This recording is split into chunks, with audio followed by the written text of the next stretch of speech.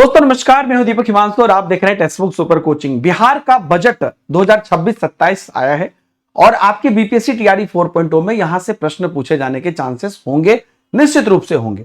तो आज मैं आपको वो सभी पॉइंट इसके बताने वाला हूं जो आपको एग्जाम में पूछे जाएंगे और जहां से क्वेश्चन आपको बन सकते हैं, ये मैं आपको बताने वाला हूं। और एक और चीज मैं आपको कहता हूं कि आपको हम 2 PM जो है ट्यूसडे, थर्सडे, सैटरडे क्लासेस कराते हैं, तो आप इन क्लासेस को जरूर जुड़िएगा। और आपकी कोई भी और भी अगर आपकी हो कि भाई सर ऐसे कराते हैं या चलिए ऐसे हम लोग और पढ़ते हैं, तो आप कमेंट में बताइएगा, क्योंकि मेरा उद्देश्य आपके जनरल पेपर में 100% मार्क्स अवेल कराना है, जैसे एस्टेट में हमने जनरल पेपर में कोशिश की थी।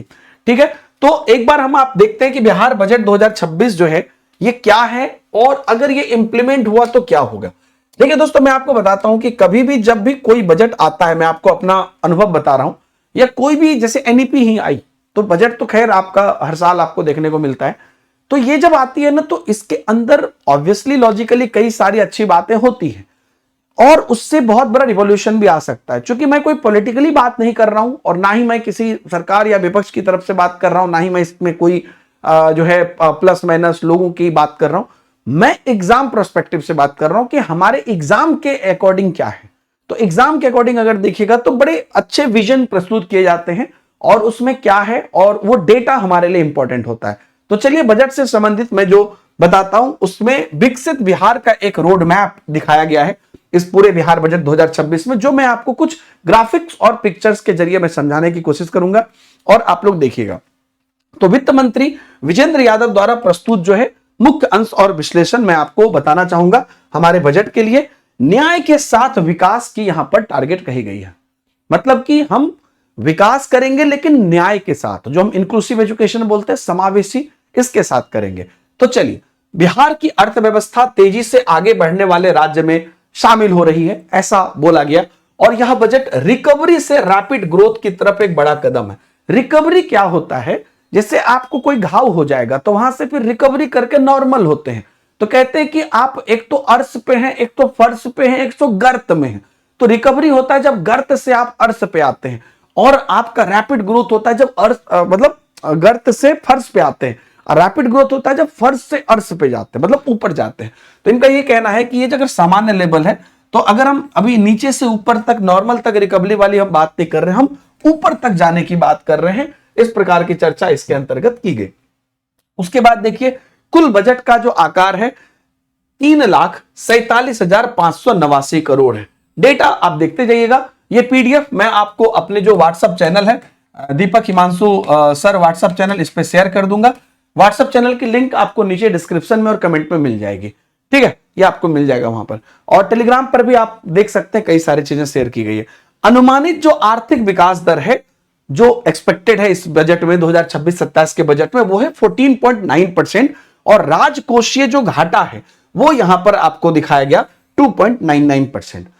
विशेष फोकस रहा है 7 निश्चय 3, यानी कि 7 रिजोल्यूशन पार्ट 3 जो आया है वो क्या है? क्या है 7 निश्चय? यहां पर इस पर भी आपको क्वेश्चन आ सकते हैं। तो पहला है ईमान। ईमान आप सभी लोग समझ रहे हैं, ईमान पहला निश्चय है। और दूसरा है ज्ञान, है ना। एक तो हम सब अपने ईमान में रहें कि भाई ये उचित है, ये अपने मतलब एक प्रॉपर मोरालिटी में रहें। दूसरा हमारा ज्ञान। तीसरा है विज्ञान, जिसके अंदर कि हम साइंस और टेक्नोलॉजी में आगे बढ़े। चौथा है अरमान, कि हमारे विजन जो है वो बड़े रहें। उसके बाद है सम्मान, यानी कि हम एक दूसरे का रेस्पेक्ट करें और चीजों को रेस्पेक्ट के साथ लेकर आगे चलें। ये आपका जो है मेन जो है 5 मूल मंत्र इसके अंतर्गत दिए गए हैं विकसित बिहार के आधार में। और इन 5 तत्वों के आधार पर एक समृद्ध और ताकतवर बिहार के निर्माण का संकल्प लिया गया है। मैं एकदम बता रहा हूं, आपने काफी सारे वीडियो देखे होंगे, लेकिन ये बिल्कुल एग्जाम पर्सपेक्टिव से मैं आपको बता रहा हूं। अब यहां पर देखिए, मुख्य रणनीति जो 7 निश्चय 3 की है उसके अंतर्गत क्या है? प्रति व्यक्ति आय को दूना करना। ये एक बहुत बड़ी एक तरह से कहिए कि चीजें हैं कि प्रति व्यक्ति आय को दूना करना यहां पर एक निश्चय है। दूसरा है 1 करोड़ रोजगार के अवसर सृजित करना, जो आपने सुना भी होगा, अलग अलग तरह से बिहार में कई सारी घोषणाएं हुई हैं। तो 1 करोड़ रोजगार के अवसर सृजित करना, विकसित बिहार अग्रणी राज्य में शामिल हो, यह टारगेट है 7 निश्चय 3 का, है ना। इसके बाद अगर आप देखिएगा, नारी शक्ति यानी कि स्वावलंबन से सशक्तिकरण, मतलब था कि एक तो एक है कि अपने पे खड़े हो जाए, ऊपर से था कि एम्पावर्ड हो, जो कि वो मतलब वो अपने आप में एक बड़ी शक्ति बन जाए। तो 1,56,00,000 प्लस महिलाएं जीविका स्वयं सहायता समूह से जुड़ी, ये ऐसा बताया गया। 1,00,000 व्यवसाय बढ़ाने के लिए नई आर्थिक सहायता यहां पर दी जाएगी। और संकल्पना कहा गया कि लखपति दीदी जो है ना, महिलाओं की आय बढ़ने पर विशेष जोर दिया जाएगा। और साथ ही साथ महिलाओं को सशक्त बनाने के लिए विशेष प्रावधान किए गए हैं, यह भी बात इस बजट में बोला गया। तो 1,00,000 व्यवसाय बढ़ाने के लिए नई आर्थिक सहायता, 1,56,00,000 प्लस महिलाएं जीविका स्वास्थ्य समूह से जुड़ी हैं, और लखपति दीदी महिला की आय बढ़ाने पर यह विशेष जोर दिया गया है। इसके बाद आते हैं हम कि युवा रोजगार और भविष्य की नींव पर इस बजट में क्या चर्चा हुई और यहां से क्या प्रश्न पूछे जा सकते हैं। तो ये कुछ ऐसी चीजें हैं जो आपको ऑप्शन में अगर आता है, तो अगर मल्टीपल चीजें आती है तो आपको देना पड़ेगा more than one of the above. ठीक है, तो क्या है, युवा और रोजगार भविष्य की नींव के अंदर शिक्षा और कौशल विकास के माध्यम से रोजगार की तैयारी, प्रत्येक प्रखंड में आदर्श विद्यालय हो। ठीक है, ये एक इसकी टारगेट है। आईटीआई पटना का एक्सपेंशन हो, विस्तार हो। साथ ही साथ डिग्री कॉलेज की स्थापना हो और खाद्य प्रसंस्करण, जिसमें कि जो खाद्य का प्रोसेसिंग होता है, फूड प्रोसेसिंग, ऐसे संस्थान की हम जो है वहां पे व्यवस्था करें। आधारभूत संरचना और उद्योग की अगर हम बात करते हैं तो निजी निवेश लक्ष्य रखा गया है 1.5 लाख करोड़ का, और इस उद्योग में निजी निवेश आकर्षित करने का यह लक्ष्य रखा गया है। 5 नए एक्सप्रेसवे का इसके अंतर्गत निर्माण किया जाएगा। सौर ऊर्जा का विस्तार किया जाएगा, जो सोलर एनर्जी है उसका विस्तार किया जाएगा। हवाई अड्डे का विकास किया जाएगा। तो एक तो आपका सोलर एनर्जी हो गया, उसके बाद आपका नए एक्सप्रेसवे का निर्माण हो गया, और हवाई अड्डे का आपका यहां पर जो है विकास हो गया। तो ये निजी निवेश आकर्षित करने के लक्ष्य में जो है निजी निवेश लक्ष्य 1.5 लाख करोड़ का यहां पर है। इसके बाद आप देखोगे कृषि और ग्रामीण अर्थव्यवस्था। आपने सुना होगा पिछले कुछ दिनों में मखाना बोर्ड पर काफी चर्चा हुई। मैं भी पूर्णिया डिस्ट्रिक्ट से हूं, हमारे यहां भी कई सारे इस पर चर्चाएं होती है, आंदोलन होता है। तो चौथा कृषि रोड मैप का जो कार्यान्वयन है, उसमें कहा गया कि जो मखाना बोर्ड है, केंद्रीय बजट सहयोग से मखाना बोर्ड की स्थापना होगी। दूसरा, नदी जोड़ो परियोजना, बाढ़ सुखाड़ समाधान, जल प्रबंधन। आप जान ही रहे हैं कि हम खुद कोसी से पीड़ित हैं, कोसी की बाढ़ से पीड़ित हैं। तो जल नदी जोड़ो परियोजना इस पर किया जाएगा कि सुखाड़ भी ना आए और बाढ़ भी ना आए। संबद्ध, हालांकि ये बहुत चैलेंजिंग चीज है, देखते हैं इसको कैसे करते हैं। संबद्ध क्षेत्र जो है, डेयरी मत्स्य और पशुपालन को प्रोत्साहन भी दिया जाएगा और किसान की आय में वृद्धि होगी। फिर से मैं बोल रहा हूं, यहां पर आप लोग में से कई लोग बोला, अरे सर ये लोग कुछ नहीं करेगा। हमें उससे मतलब नहीं है अभी, हमें मतलब यह है, हमारा जो उद्देश्य है वो उद्देश्य ये है कि हमारे एग्जाम में अगर क्वेश्चन आएगा कि इस बार के बजट में आपको क्या चर्चाएं हुई हैं, तो ये चर्चाएं हुई हैं, है ना। मखाना बोर्ड, जल प्रबंधन, संबद्ध क्षेत्र, और उद्देश्य जो है हमारा किसान की आय में वृद्धि है। अब समाज कल्याण और गरीबी उन्मूलन, एकदम मैं टू दी पॉइंट बात कर रहा हूं। समाज कल्याण और गरीबी उन्मूलन की अगर हम बात करते हैं तो वहीं पर आया, जैसे मैंने बोला न्याय के साथ विकास में, तो क्या टारगेट है कि लक्ष्य समूह जाति आधारित गणना, है ना, 94 लाख गरीब परिवार की पहचान करने के लिए। और मुख्य योजना इसमें है लघु उद्यमी योजना, यानी कि आर्थिक सहायता के माध्यम से हम वुमेन क्या कहते हैं, नॉर्मल सबको, जो लघु उद्यमी है, जो बेसिक जो छोटे छोटे स्टार्टअप कर रहे हैं, उन लोगों को हम सपोर्ट करें और समाज के अंतिम पायदान पर खड़े व्यक्ति तक हम यह मदद को पहुंचाएं। ठीक है, उसके बाद देखिए ईज ऑफ लिविंग, जीवन आसान करना। तो नागरिकों का जो जीवन है वो सरल हम कैसे करें, सम्मानजनक और सुरक्षित कैसे बनाएं।